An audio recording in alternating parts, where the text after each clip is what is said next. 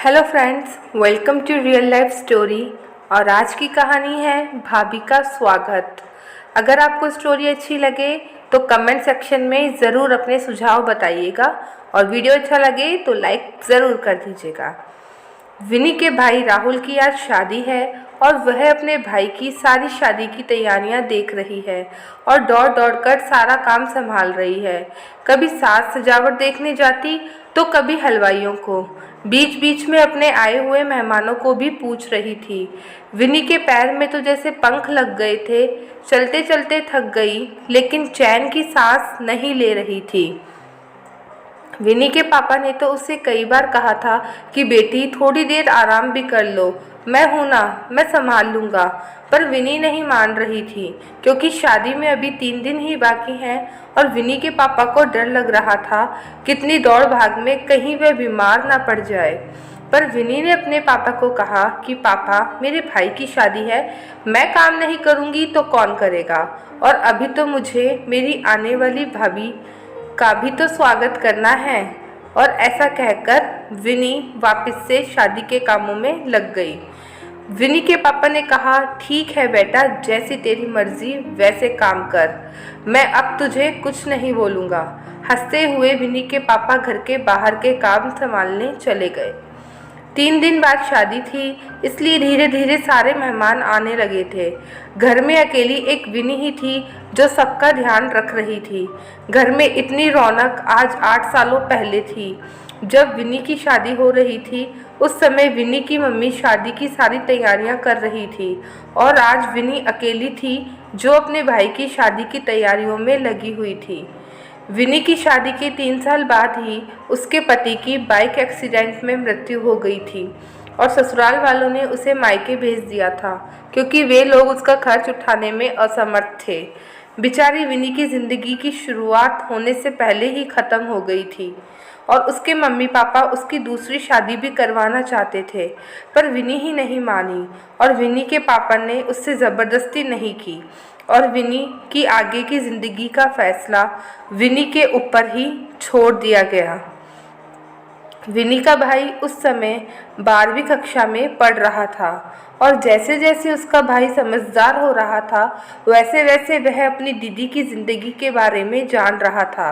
विनी के साथ हुए हादसे के कारण विनी की मम्मी दिल की मरीज हो गई थी और एक दिन हार्ट अटैक आने से वह भी चल बसी और विनी के परिवार पर वापस से दुखों का पहाड़ टूट पड़ा।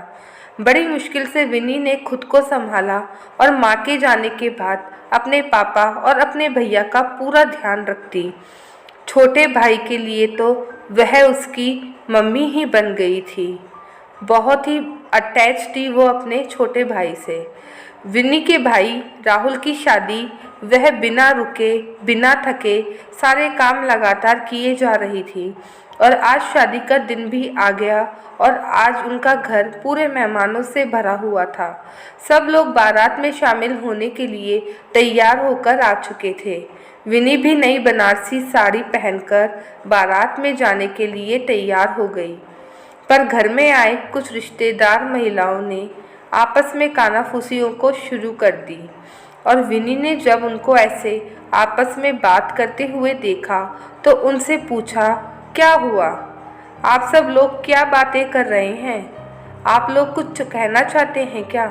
तब उनमें से एक बड़ी उम्र की महिला जो रिश्ते में विनी की नानी जी लगती थी कहने लगी, विन्नी, तेरा बारात में जाना ज़रूरी है क्या? पता नहीं तेरे जाने से लड़की वाले क्या सोचेंगे। इस बारे में कुछ सोचा है तुमने? तब नानी जी की बात सुनकर विनी वहीं एकदम से बैठ गई और उसके पापा और भैया भी वहीं मौजूद थे। विनी के भाई ने विनी को उठाया और कहा, दीदी चलो, बारात निकलने का समय हो रहा है। तब विनी ने कहा, नहीं राहुल, तू ही जा, मैं यहीं रह जाती हूँ, तेरा और भाभी के स्वागत की तैयारी करूँगी। ये कैसी बातें कर रही हो आप दीदी?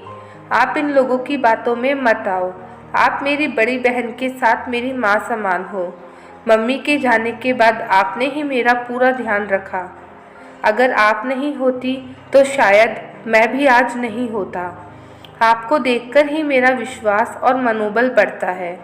अगर आप ऐसा करोगी तो मैं भी अपने आप को कमज़ोर ही समझूंगा। तब विनी ने कहा, ऐसे मत बोल राहुल, मेरे जीवन में तुम और पापा ही हो जिनके कारण मैं जीवित हूँ। चल मेरे भाई, इस खुशी के मौके को मैं अपने आंसुओं से खराब नहीं करना चाहती हूँ। विनी उठी और राहुल को सहरा बांधा और बारातियों के साथ निकल पड़ी अपनी नई नवेली भाभी को लेने के लिए।